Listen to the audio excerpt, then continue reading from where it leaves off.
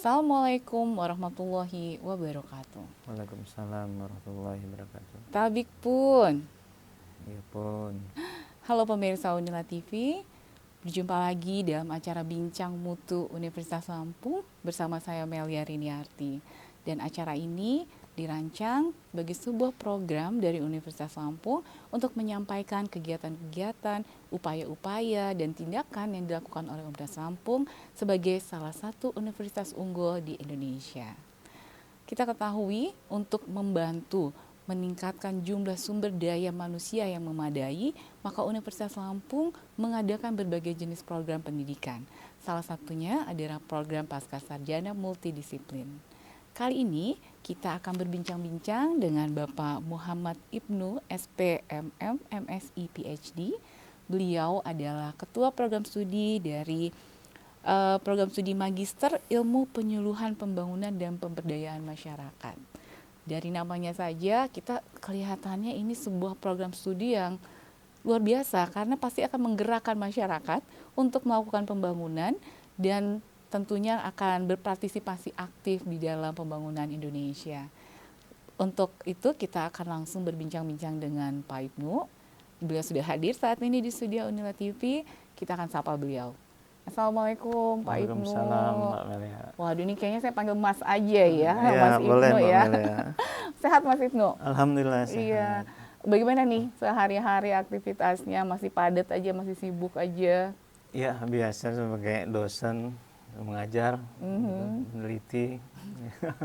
Ditambah lagi sekarang tugas sebagai Kaprodi ya. Iya. Iya.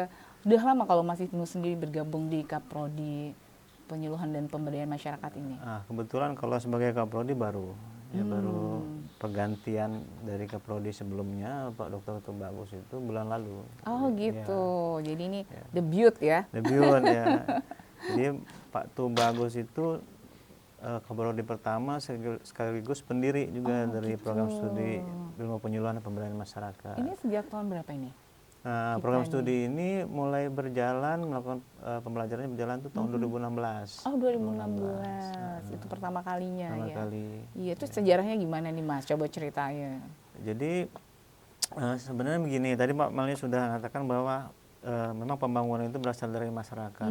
Memang itu idenya. Jadi pendekatan pembangunan itu memang ada yang top down, ada yang bottom up. Nah, kemudian kami melihat bahwa pembangunan itu akan bisa berjalan optimal kalau masyarakat itu ikut serta. Oh iya, betul. Artinya masyarakat itu memiliki kekuatan yang kolektif untuk melaksanakan pembangunan, untuk memecahkan masalah dan mencapai apa yang diinginkan dari pembangunan. Maka sebagai institusi pendidikan kami ingin ya berkontribusi dalam pembangunan untuk menyiapkan SDM, sumber daya manusia yang memadai, yang memiliki pengetahuan dan skill untuk membantu ya, untuk membantu mengubah perilaku masyarakat agar bisa membangun dan kemudian bisa secara tadi memiliki kekuatan kolektif dalam untuk memecahkan masalah. Kalau tidak dibantu ya mungkin ya koordinasi itu tidak berjalan, ya mungkin akan berjalan tercerai-berai. Maka perlu ya sumber daya manusia yang memiliki talent dan skill untuk memfasilitasi sebagai agen ini ya, kita sebutnya itu agen of change. Jadi pengubah ya dari masyarakat. Gitu. Agen of change. Wah, ini sebuah kata kunci yang menarik sekali pemirsa Unila TV. Nah, kalau selama ini peranan kita nih gimana nih Mas Ibnu, baik di level lokal atau daerah, nasional maupun internasional? Ya, jadi sebagai ini ya, institusi pendidikan memang program studi ilmu penyuluhan pembangunan pemberdayaan masyarakat itu tidak lepas dari kegiatan Tridharma saja.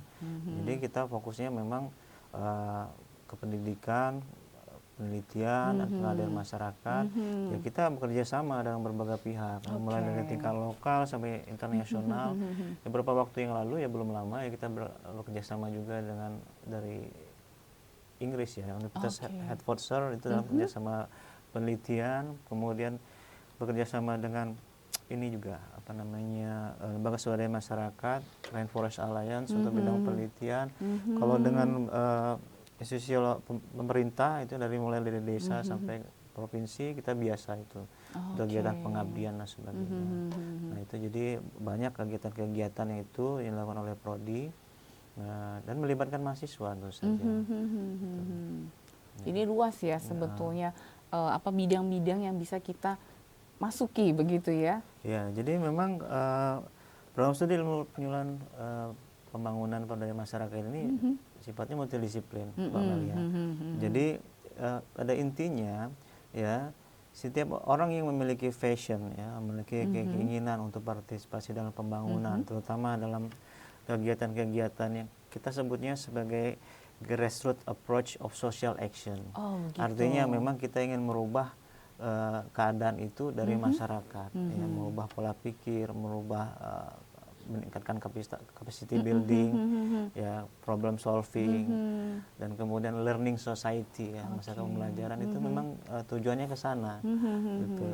Jadi siapapun pun yang latar belakang dan keinginan untuk melakukan itu, kami barang bisa bergabung di program studi kita. Nah, kedepannya mereka belajar teori dan praktek terkait bagaimana ya dalam tanda kutip merubah masyarakat itu tadi untuk berpartisipasi yang efektif dalam pembangunan. Wah, luar biasa sekali pemirsa Unila TV, ternyata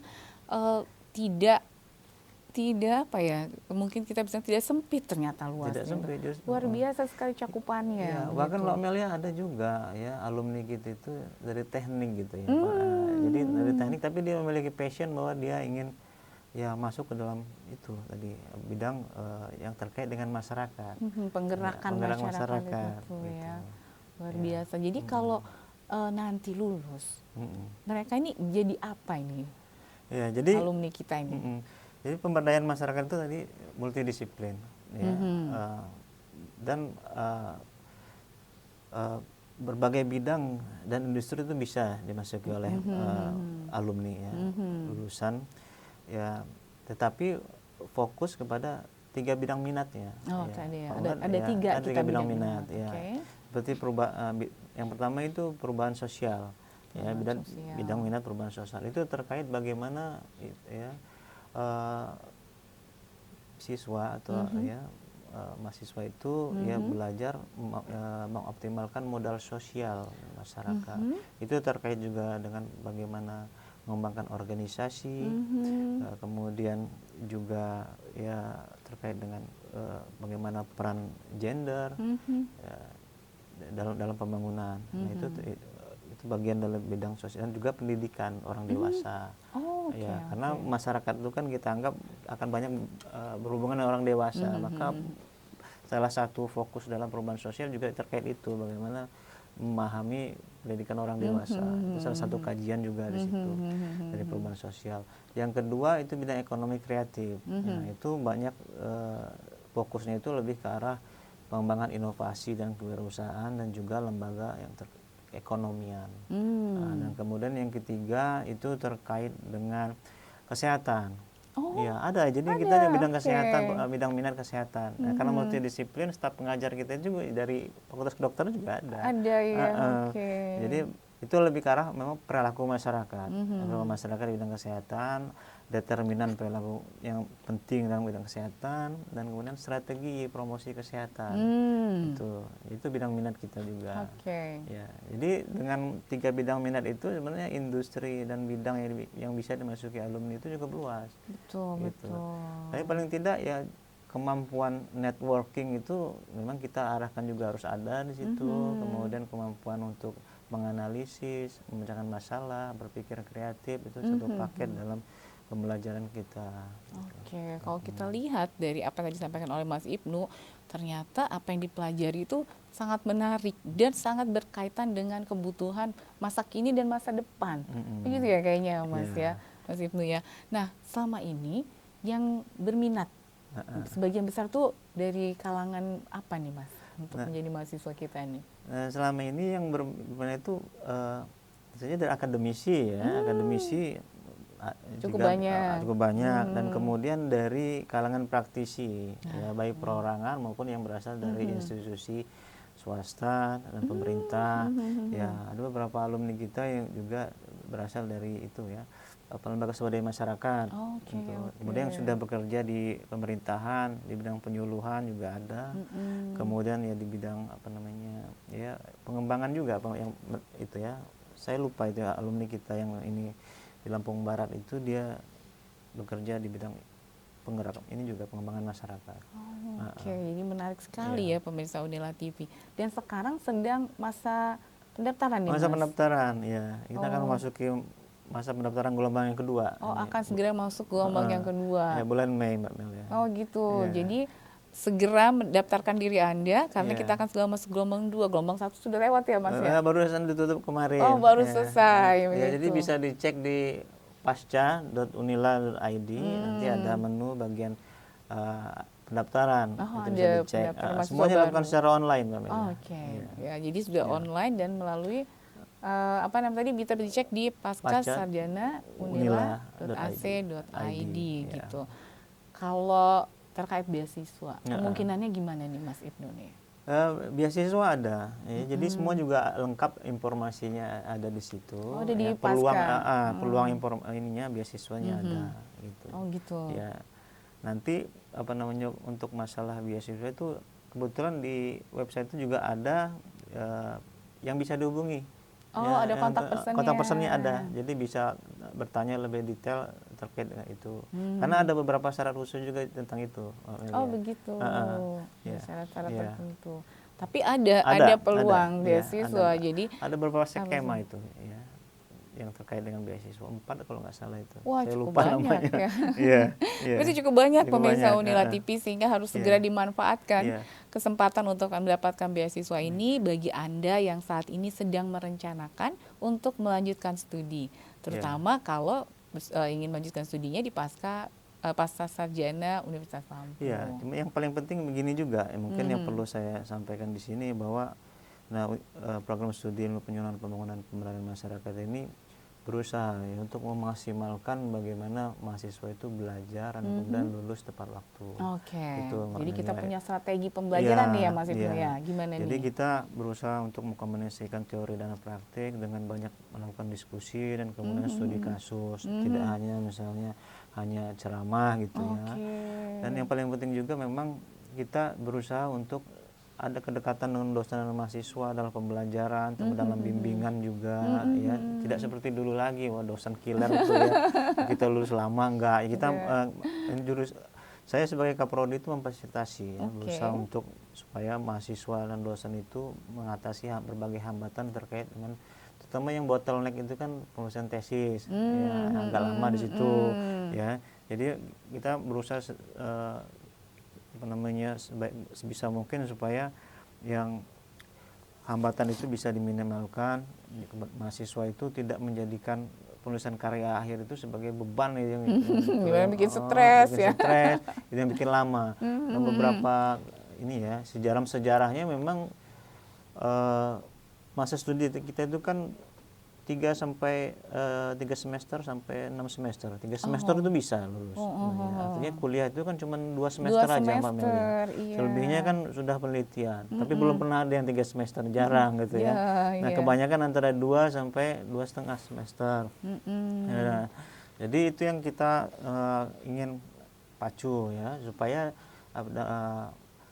peminat calon mahasiswa itu tidak ragu untuk masuk ke program studi ilmu penyuluhan pemberdayaan pembangunan masyarakat, bahwa ya selain ilmu yang didapatkan terkait dengan pemberdayaan masyarakat ya, bahwa juga mahasiswa ya menjadikan tugas karya akhir itu sebagai itu loh kemampuan menganalisis, kemampuan melakukan penelitian, kemampuan publikasi yang satu paket, bagaimana dia kedepannya akan bisa mempunyai karir yang lebih baik dan kemudian lulus dengan tepat waktu.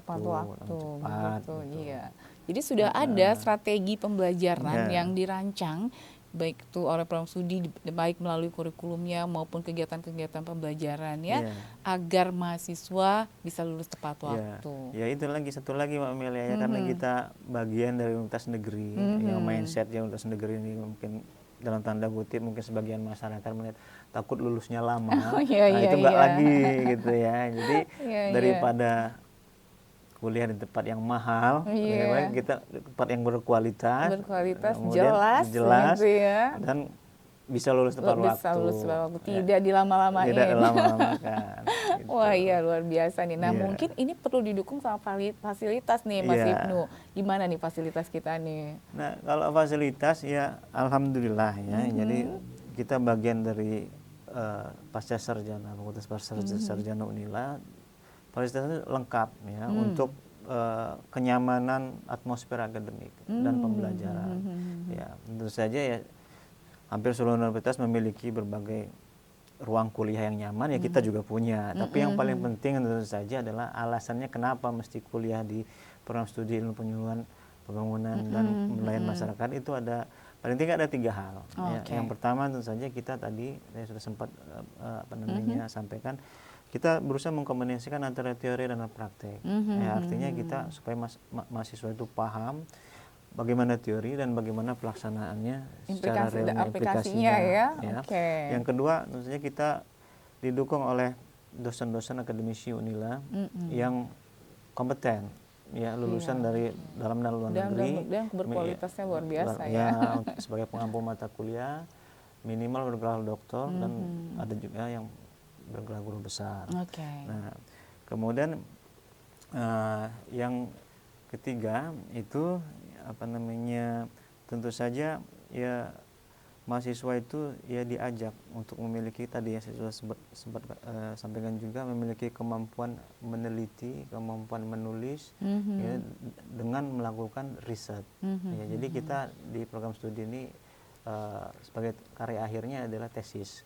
Ya, dan mahasiswa bisa melakukan penelitian independen atau tergabung dengan kegiatan dosennya, ya, dan di situ ya mahasiswa memiliki pengalaman menulis, ya tesis, publikasi, yang semua itu akan menunjang itu ya kedepannya karir dari alumni. Ya, bagaimanapun memang kemampuan menulis itu ya satu paket itu dari kemampuan akademik yang memang kita harapkan dimiliki oleh alumni dari program studi.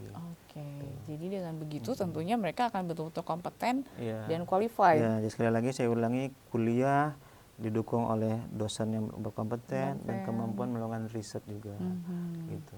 Iya, ya luar biasa sekali bukan pemirsa Unila TV. Jadi jangan sia-siakan kesempatan untuk melanjutkan studi di program studi penyuluhan pembangunan dan pemberdayaan masyarakat gitu. Ini salah satu contoh dosennya aja nih Mas Ibnu kan sudah sangat menjanjikan ya. Jadi saya kira ini bisa menjadi dorongan juga nih untuk mahasiswa, untuk para calon mahasiswa untuk segera mendaftar di pasca sarjana Universitas Lampung begitu. Nah, jadi tadi sebetulnya Mas Ibnu sudah menceritakan banyak hal nih, yang bagaimana strategi kita, kemudian juga bagaimana hal-hal yang kita miliki. Kalau misalnya ada nggak kita punya ciri khusus atau khas atau keunggulan tertentu di program studi kita yang mungkin ya ciri khas yang tidak dimiliki oleh program studi yang lain gitu, yang sejenis mungkin di Indonesia ini. Ya mungkin ini ya salah satu ciri dari kita itu ya bahwa ya mahasiswa itu memang dari awal ya sudah diharapkan memiliki pengetahuan dan kemudian kemampuan berkomunikasi, analisis yang mendalam. Itu ya. Jadi dimanapun alumni kita ditempatkan ya kemampuan itu dia bawa. Gitu. Jadi itu memang kemampuan seperti itu memang tidak bisa didapatkan dengan instan, Mbak Mel. Tetapi dengan melalui prosesnya itu dalam pembelajaran proses itu. pembelajaran yang terstruktur dan terencana itu ya. Jadi kita harapkan memang dari mulai mahasiswa itu masuk ya bahwa berbagai macam materi kuliah itu bukan hanya tidak dihafalkan tetapi dipahami, dipahami kemudian mahasiswa itu sanggup untuk menyampaikan kembali, mengimplementasikan kembali apa sebenarnya yang dia pelajari dan kemudian menghubungkannya dengan berbagai kondisi yang real yang ada dan kemudian kalau bisa juga memang dihubungkan dengan risetnya gitu ya, supaya ada benang merahnya gitu. paket ya, lengkap yang paket lengkap menghasilkan ya. gitu.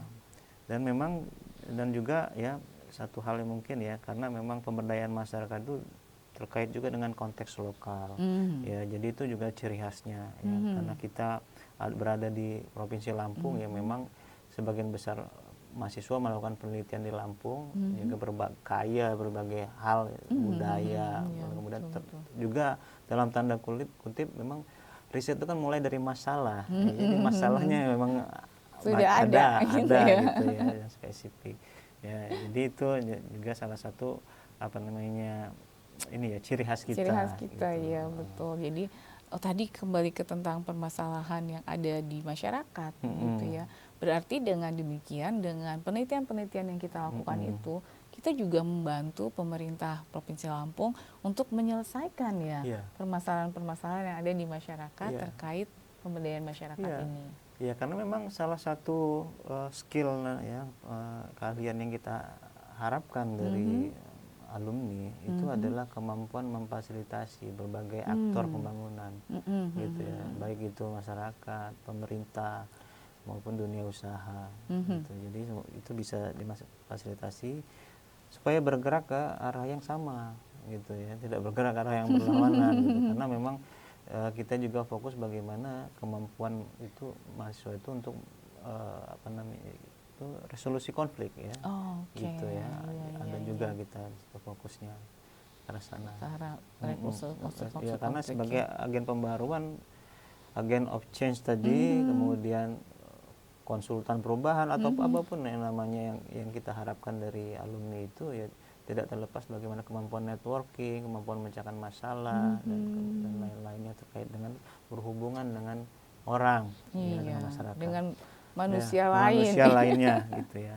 Soalnya kayaknya masalah yang paling berat tuh kalau udah berhubungan dengan manusia. Dengan manusia, ya. iya.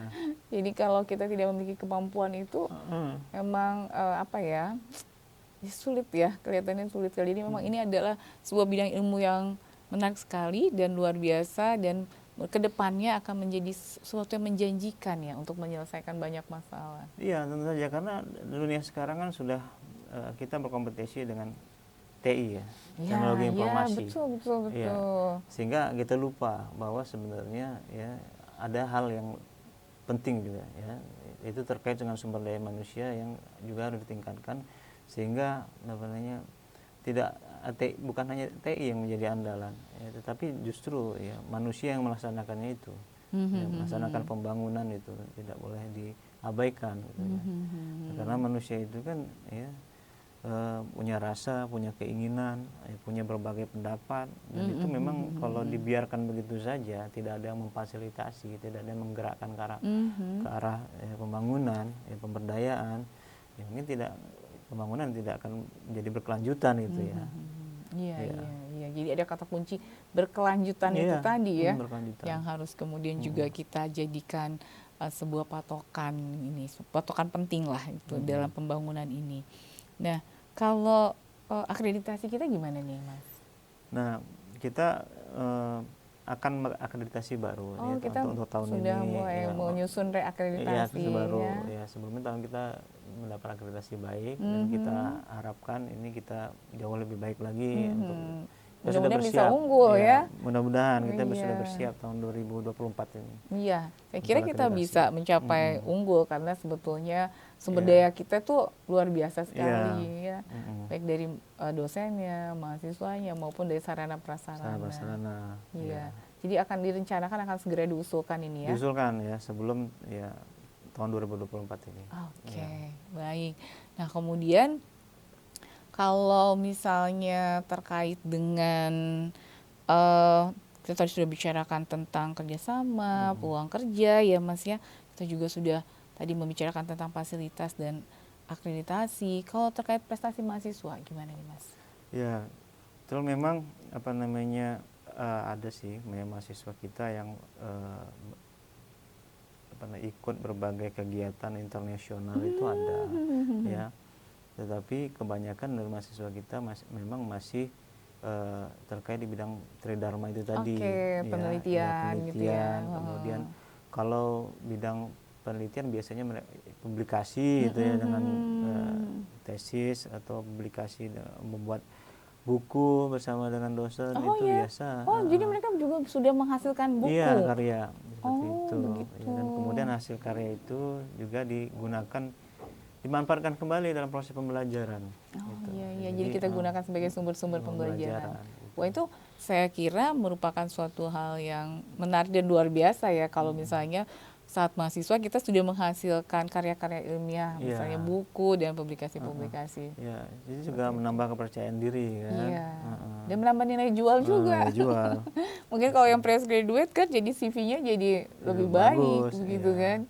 Iya, jadi mungkin nanti kalau mau meneruskan atau bekerja mereka sudah punya skill betul. yang luar biasa. Bagaimana pemirsa Unila TV? Luar biasa sekali bukan apa yang kita berbincangkan hari ini. Saya yakin banyak dari pemirsa Unila TV yang tertarik untuk ikut menjadi mahasiswa di Pascasarjana Universitas Lampung, terutama ini untuk program studinya Mas Ibnu nih, program studi Magister Ilmu Penyuluhan Pembangunan dan Pemberdayaan Masyarakat. Kita akan bicara tentang masyarakat, kita akan belajar tentang perilaku mereka dan bagaimana kita bisa mempengaruhi mereka gitu ya Mas Ibnu. Tadi itu sih yang saya tangkap dari apa yang disampaikan Mas Ibnu selama ternyata sudah hampir 30 menit kita ngobrol-ngobrol. Nggak kerasa. Nggak kerasa ya Mas Ibnu. Nah biasanya memang kalau udah datang sekali ke studio Unila TV mudah-mudahan mau datang lagi nih seterusnya begitu ya. Jangan kapok untuk hadir dan menemani kami dengan pemirsa Unila TV pada sesi-sesi bincang mutu. Nah, namun sebelum kita tutup sesi ini, tentu saya akan mempersilahkan Mas Ibnu untuk memberikan closing statement nih terkait apa yang tadi kita sudah bicarakan. Silakan Mas Ibnu. Ya, jadi program studi ilmu penyuluhan pembangunan masyarakat mengundang jadi sumber daya manusia, generasi muda untuk mendaftar. Jadi mahasiswa bergabung bersama kami di program studi ilmu penyuluhan pembangunan pemberdayaan masyarakat karena program studi kami menawarkan ya banyak peluang untuk bekerja di masa depan di berbagai bidang dengan fleksibilitas yang tinggi. Yang penting peminat itu mau berhubungan dengan masyarakat gitu ya. Iya, betul. Jadi silakan ya, mendaftar. Iya. Ditunggu. Mas ya. Masih ada waktu sampai bulan Juli untuk gelombang kedua gitu ya. Iya. Baik, sekali lagi terima kasih banyak Mas Ibnu untuk kehadirannya di antara waktunya yang pastinya sangat padat sekali, masih menyempatkan untuk hadir di studio Unila TV. Seperti tadi saya sampaikan, mudah-mudahan bila nanti kami mengundang lagi, Mas Ibnu masih bersedia ya. Iya, insya Allah. Sukses dan maju terus untuk program studinya di masa yang akan datang. Terima kasih.